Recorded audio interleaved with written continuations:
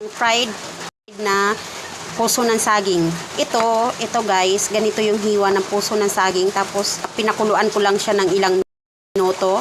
Tapos lagyan natin ng bawang, sibuyas, patis, carrots na ganito kaliit, sibuyas na dahon, bagyo sili, pamintang durog, 2 itlog, kunting asukal, kunting asin, tapos seasoning, and then sa 2 puso guys ng saging is 1/4 na harina. Dito guys, lagay nyo ang harina. Haluin lahat ng mga ingredients. Sibuyas, bawang, halo na yan lahat. Lahat-lahat ng ingredients guys, ihalo na lahat.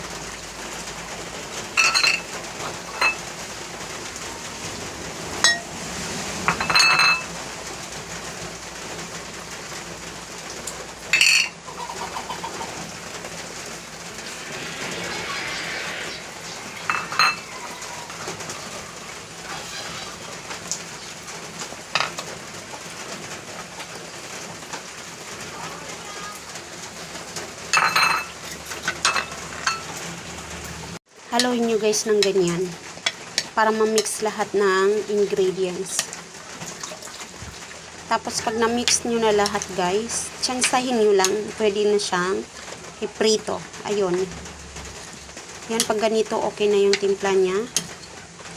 Huwag niyang lagyan ng maraming tubig, tama na siya. And then prepared na lang tayo para sa mantika, para prituhin. Start na tayo magluto. Ganito lang karami. And then, mainit na ng mantika. Lagay natin ganito. Kailangan, siya guys, manipis lang. Huwag nang, kapalan kasi para mabilis siyang maluto.